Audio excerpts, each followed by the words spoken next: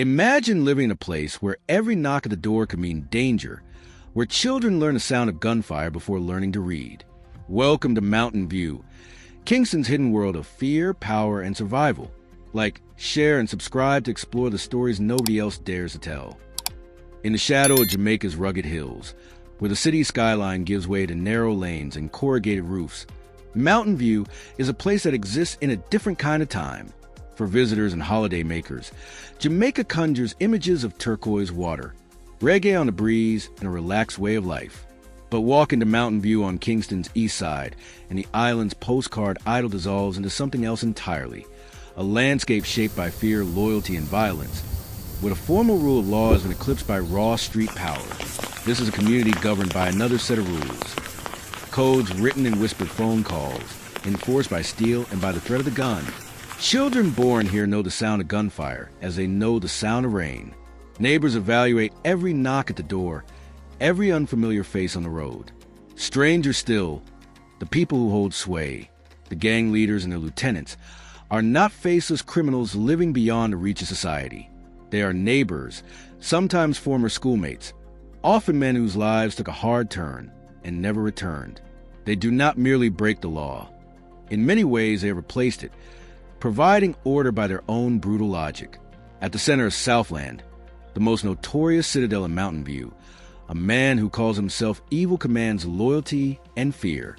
Evil is 30 years old, hardened by time behind bars and by the everyday calculus of survival in a place where opportunity is thin and violence can be a currency. Under his command are men like Digger, older, steady, dangerous, and Tec-9, young, quick-tempered, a marksman whose reputation is both feared and cultivated. They run a network that stretches beyond petty theft, extortion, kidnappings, contract killings. To them, murder is not a moral abyss. It is a tool, a ledger entry in the business of control. Understanding how Mountain View came to be this way requires looking beyond the headlines. Jamaica's history is complex. Colonialism, plantation economies, and later political patronage left scars. Pockets of poverty, political graft, and a geography of exclusion in the capital. In those barren spaces, gangs have long thrived, sometimes as political instruments, sometimes as criminal entrepreneurs. For decades, allegations have swirled about links between political parties and armed factions, a transactional relationship of votes and muscle that has helped entrench fiefdoms in neighborhoods like Mountain View.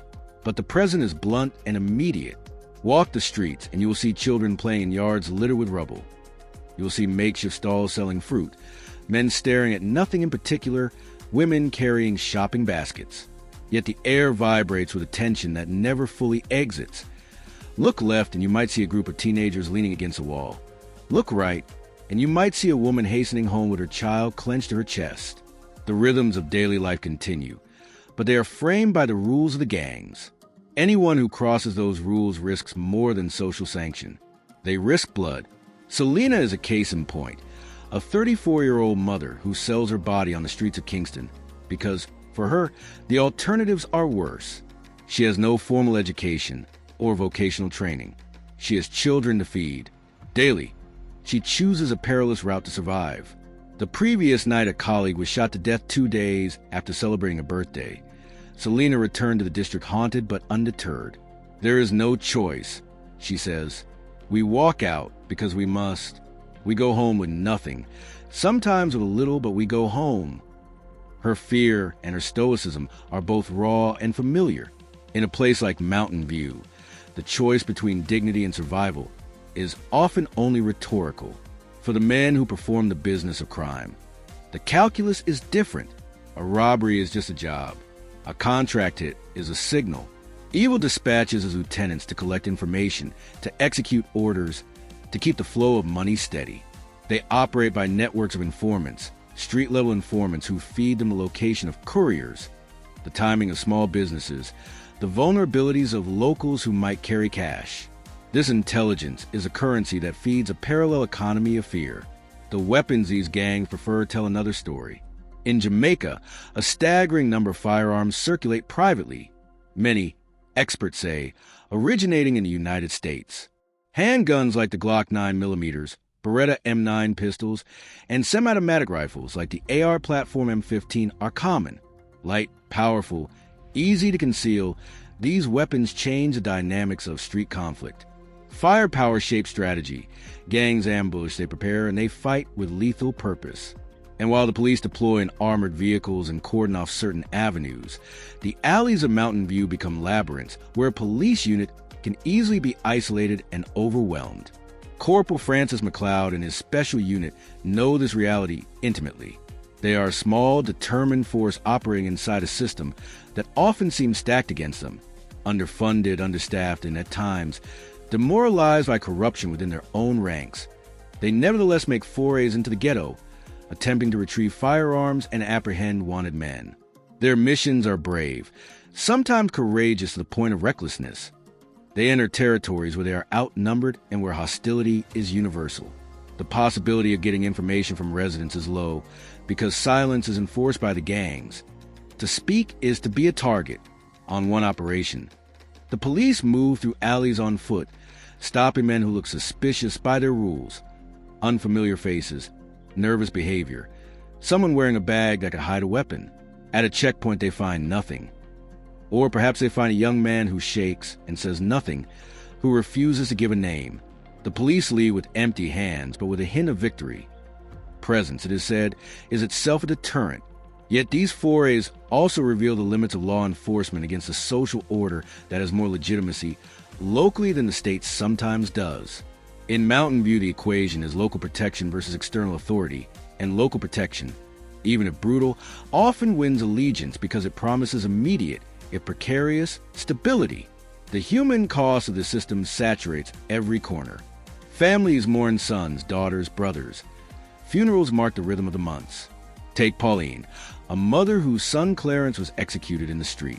He was 38 when bullets ended his life. When she recounts a recording of his final moments, a phone video picked up by the police, her grief is a mixture of rage and a hollowed-out acceptance. The killers were never captured. She remains consumed by a desire to keep her grandson from following the path that took her son. "I wish he would stay away," she says. "I wish he would be a doctor or a teacher. But what choice will he have? Who will show him a way out?" Her words echo a truth. In communities like Mountain View, the options for young people are painfully limited.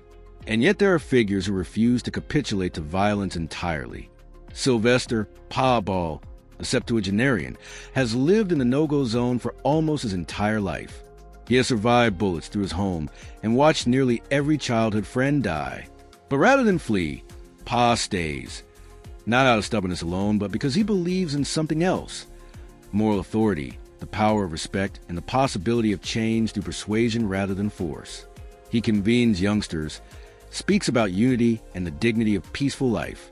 For some in the community, he is a moral anchor, for others, a relic.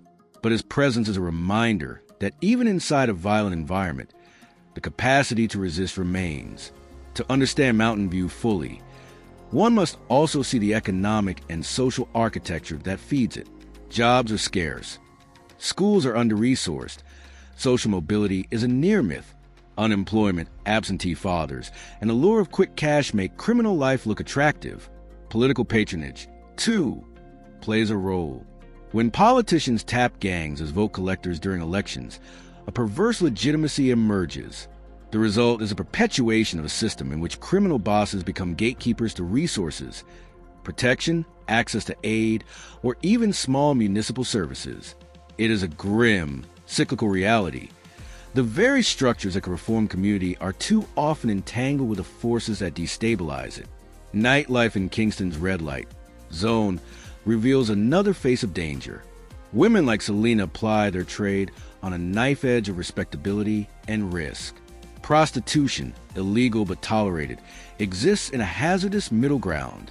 Aid organizations estimate thousands of men and women survive by selling their bodies, and in tourist areas, a significant portion of this trade targets visitors. But in Mountain View, the customers are local and often dangerous. The street is also a theater of potential violence. Selena's frankness about her work, her fears, her hopes for a small sum of money to feed her family, humanizes a stark statistic.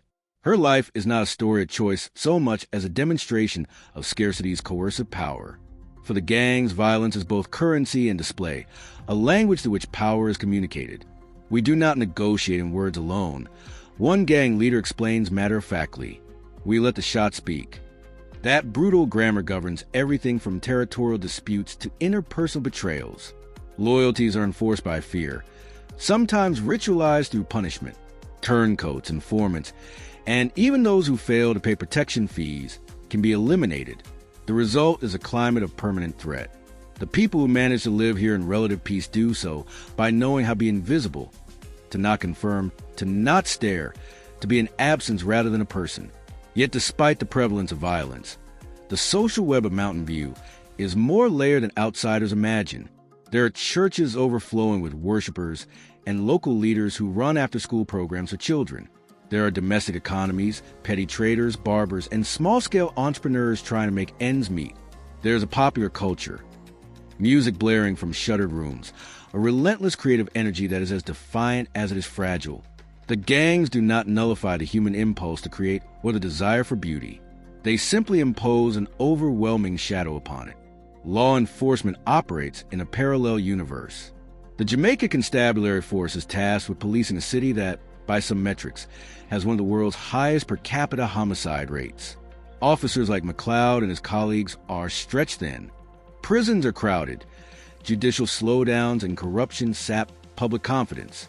When the police attempt to take back territory, the operations are fraught with danger and with the political risk that arrests in one area may trigger reprisals in another. The state's presence is intermittently effective. Flashpoints of action followed by long resurgences of quiet coercion from the gangs. International dynamics also shape the scene. Drug trafficking routes, established over decades, have made Jamaica a linchpin in the transnational narcotics trade.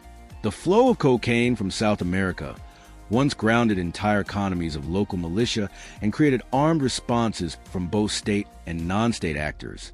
While major drug lords have been taken down over the years, the legacy of those conflicts lives on in the patterns of violence and in the smuggling networks that continue to supply guns and drugs.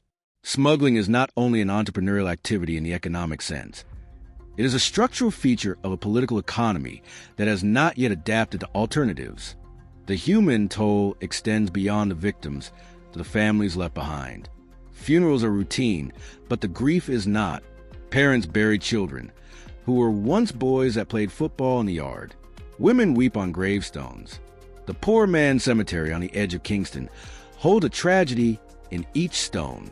The state provides little consolation beyond bureaucratic procedures and occasional promises.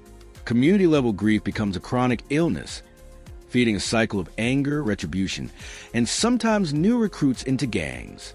The social fabric, tied in the past to extended families and community safety nets, frays under the burden of endless loss. There are glimmers of institutional pushback. Joint operations between police and military units have, at times, retaken neighborhoods, arresting major traffickers and temporarily reducing violence. NGOs and international partners have funded youth programs, job training, and support services. Churches and local leaders lobby for more schools, mentorship programs, and economic investment. Yet these interventions, important as they are, must compete with the immediate economic logic of a gang-controlled neighborhood. A cash payment now outweighs a promise of a job months away. When the state is slow to deliver, gang power fills a void. Evil, Digger, Tec-9. These names are emblematic of an ecosystem that refuses simple solutions. To dismantle it requires a long-term approach. Investment in education and legitimate employment, credible policing that is non-corrupt and effective, political reform to end the use of gang networks for electoral gain, and community-based reconciliation initiatives that restore trust. It also requires addressing the flow of illegal firearms and international narcotics networks that arm and fund the gangs. Absent a comprehensive strategy, the violent logic persists because it is the path of least resistance for many. And yet, even as the story of Mountain View looks grim, it is not devoid of hope. Men like Pa Ball remind us that human agency can persist. Older leaders who preach unity and lead by example. Women like Selena embody the everyday courage of survival, and their voices could anchor social change if given avenue and support. Youth initiatives, When genuinely resource have traction, a teenager mentored into a trade or offered consistent wage is less likely to be seduced by the short-term benefits of criminal work. But such programs must be sustained and integrated into broader structural reforms. The tension between the institutional state and the informal order of the gangs is a line on which Mountain View will be decided. If law enforcement can build trust and demonstrate consistent, impartial protection, the social cost of participating in gangs may rise. If political actors can decisively disassociate from armed enforcers, the transactional economy of votes for muscle may diminish. If economic policies prioritize local development, the economic seedbeds of criminality may wither. These are incremental shifts, not instant fixes. As night settles over Mountain View, the district closes around itself like a mouth.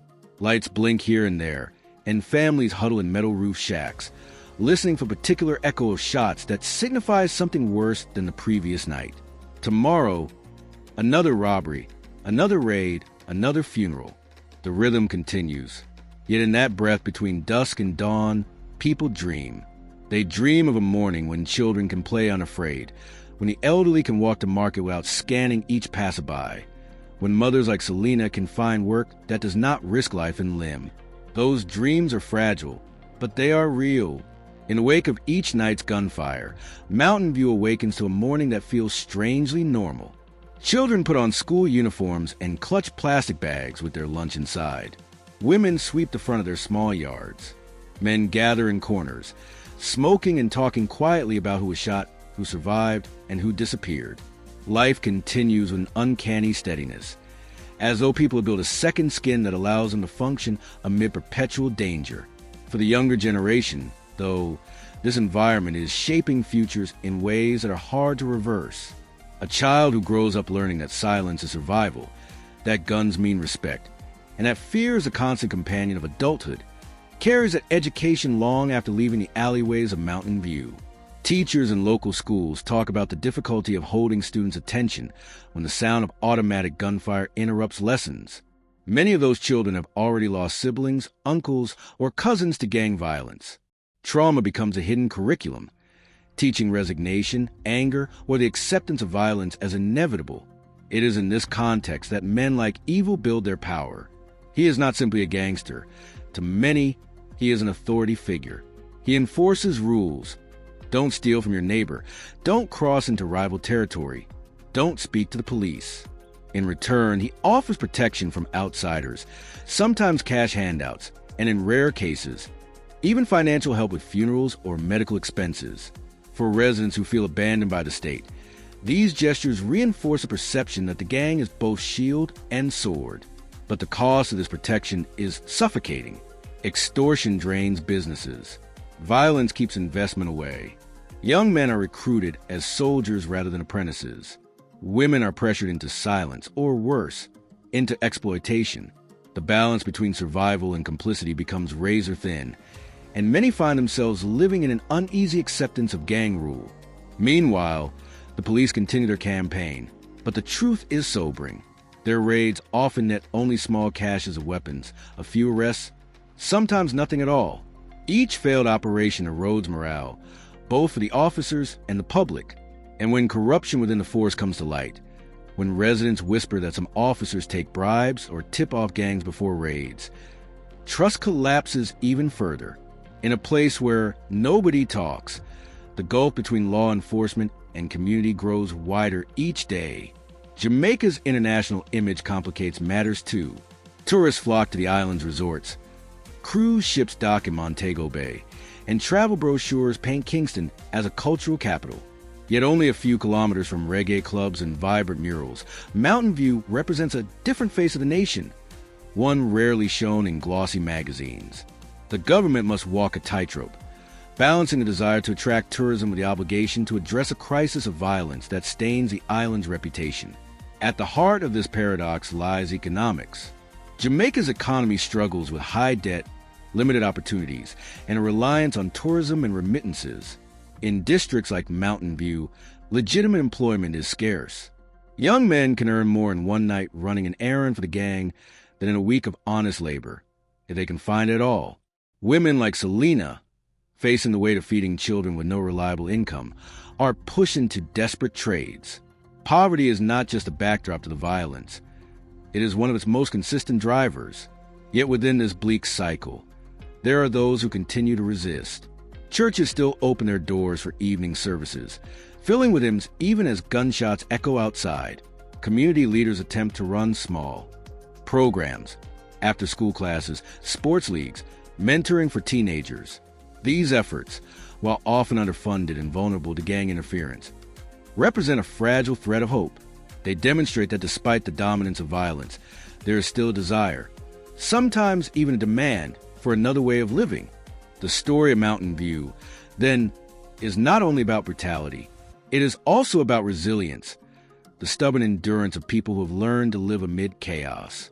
It is about mothers who insist on sending their children to school, fathers who take pride in small jobs, youths who dream of music careers, and elders like Pa Ball who continue to preach unity against all odds. But until the structural issues are addressed, until guns stop flowing in, until jobs are created, until the political ties to gangs are cut, the cycle will continue. Each new generation risks inheriting the same lessons of fear and silence. Each family risks losing another member to the crossfire. And so, the question lingers. Will Mountain View always remain a no-go zone, or can it be transformed into a community where life is measured not by the number of funerals, but by the possibilities of the future? For the residents of Mountain View, hope often feels like a fragile flame struggling against the winds of reality. Families cling to small victories. A son who graduates school without being pulled into the gang. A daughter who finds work outside the district. A week without a shooting. These moments become milestones, celebrated quietly, because any day can shatter them. But the weight of history presses down. Jamaica's gang wars are not a recent phenomenon. They are decades old, rooted in political rivalries from the 1970s when both major parties armed and funded street organizations to secure votes. What began as a cynical manipulation of the poor has hardened into an entrenched culture of violence that no election has been able to undo. The ghosts of that past still haunt places like Mountain View, where every young man with a pistol is, in some ways, the legacy of choices made long before he was born. The cycle is self-sustaining. Guns arrive from overseas, often smuggled from the United States. Drugs provide quick cash and easy power. Fear enforces silence. Retaliation fuels endless wars. And behind it all, a weak state struggles to keep up. The prisons are overflowing, the courts backlogged, and the police stretched thin. In such an environment, gangs thrive not just as criminal enterprises, but as parallel authorities, dictating who may enter, who may speak, who may live. For women like Selena, the violence is both personal and distant. She may not carry a gun, but she lives in its shadow every night. Every client could be a risk. Every car that slows down could bring danger. And yet, her choices are limited. Selling her body on the dangerous streets of Kingston is not a matter of desire, but of survival. Her story mirrors thousands across the island, women forced into perilous trades by poverty. Their lives are precarious as those of the gunmen around them. And then there are mothers like Pauline, who carry grief like a permanent scar. Her son's death is not unique. It is part of a larger pattern of young men cut down in their prime, of families left hollow, of futures extinguished. She mourns not only for her son, but for the countless others whose names never reach the newspapers. Her pain becomes a quiet testimony to the cost of the war, a cost measured in broken families, lost potential, and generations of trauma.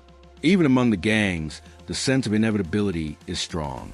Evil and his men speak with bravado, but beneath their words is an acknowledgement that death is never far away. They know that one mistake, one ambush, one bullet could end everything.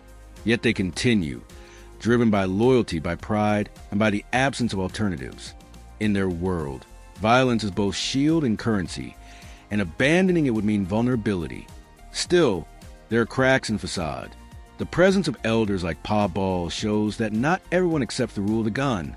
His message of unity may seem small against the roar of automatic weapons, but it resonates with the youth who gather around him. He represents an alternative form of authority, one based not on fear but on wisdom, not on violence but on respect.